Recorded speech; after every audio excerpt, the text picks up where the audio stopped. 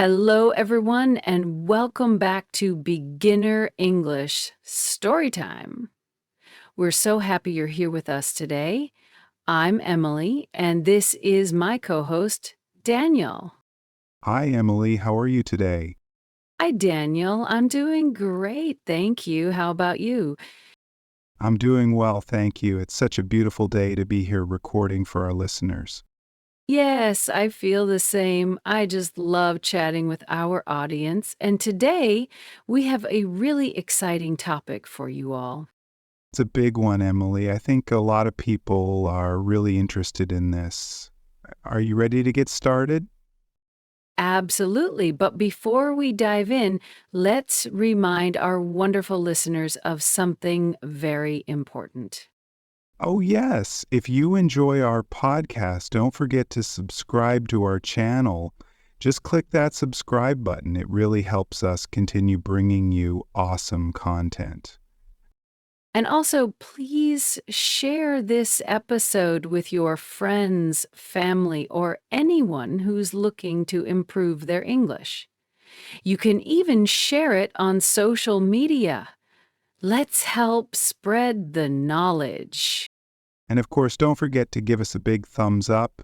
Your likes help us know you're enjoying the content, and we love seeing your feedback. All right, now that we've got that out of the way, Danielle, today's topic is huge: how to speak English like a native speaker. Wow, that does sound exciting, right? A lot of people want to speak English naturally, just like a native.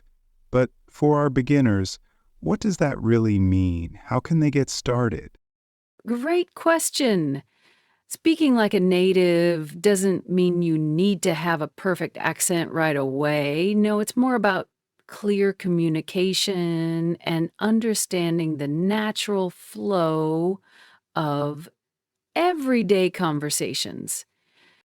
Exactly. It's all about sounding comfortable and confident, even if you don't have a perfect accent.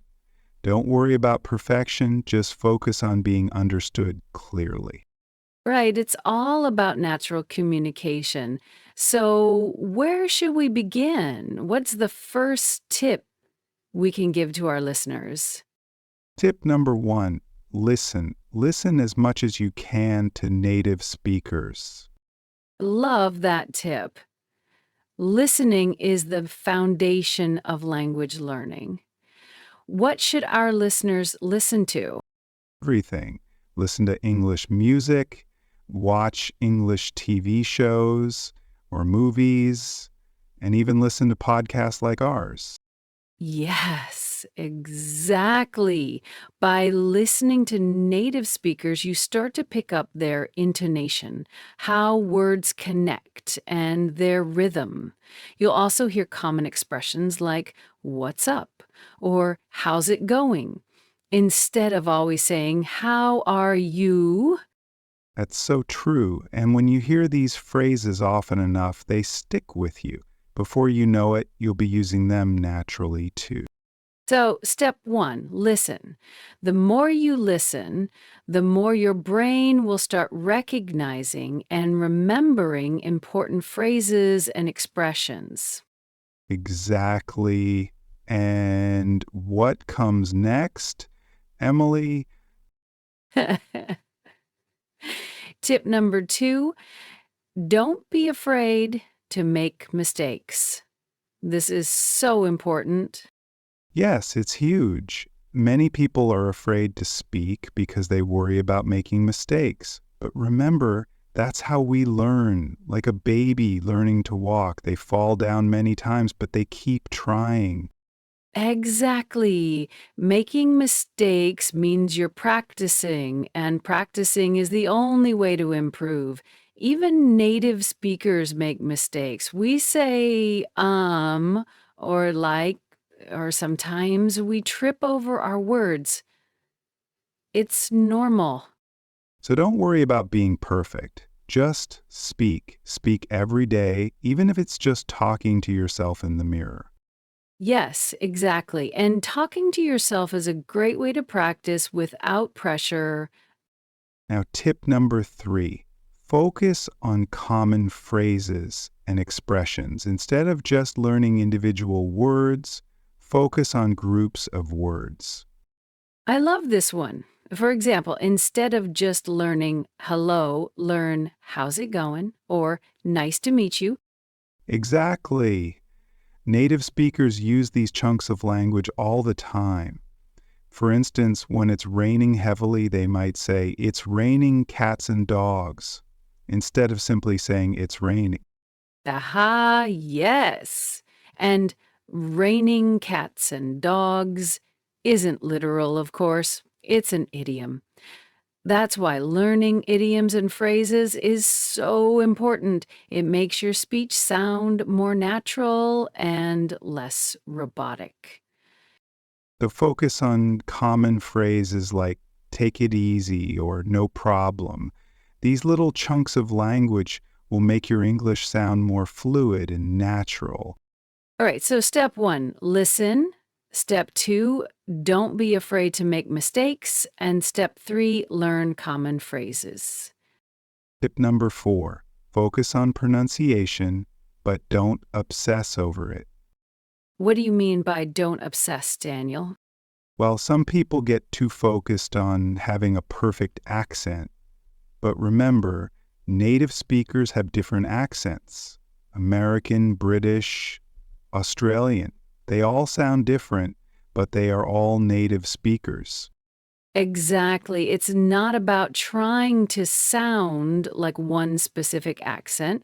It's about being understood clearly. So don't stress about trying to sound like someone from New York or London. Focus on pronouncing words well enough so people can understand you. For example, the "th" sound in words like think or this can be tricky for some learners. Practice that sound until people can understand you clearly. And how can they practice pronunciation? Listen and repeat. Listen to a word or phrase, then try to say it out loud. Recording yourself is a great idea too. It helps you hear what you sound like and compare it to a native speaker. So practice little by little. Don't try to change everything at once. Small steps are much better. Exactly. Now, tip number 5, learn slang and informal English.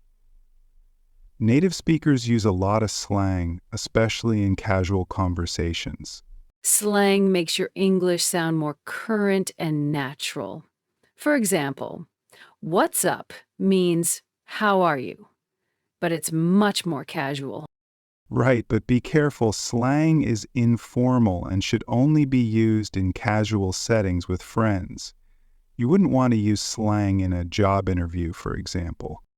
Yes, and a great way to learn slang is through movies, TV shows, and music. You'll hear slang words pop up all the time.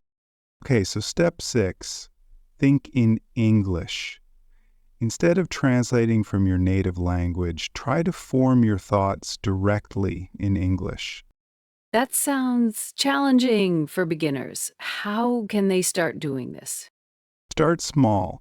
When you look at something, say the word in English in your head. For example, look at a chair and think chair, not sila, or whatever the word is in your language.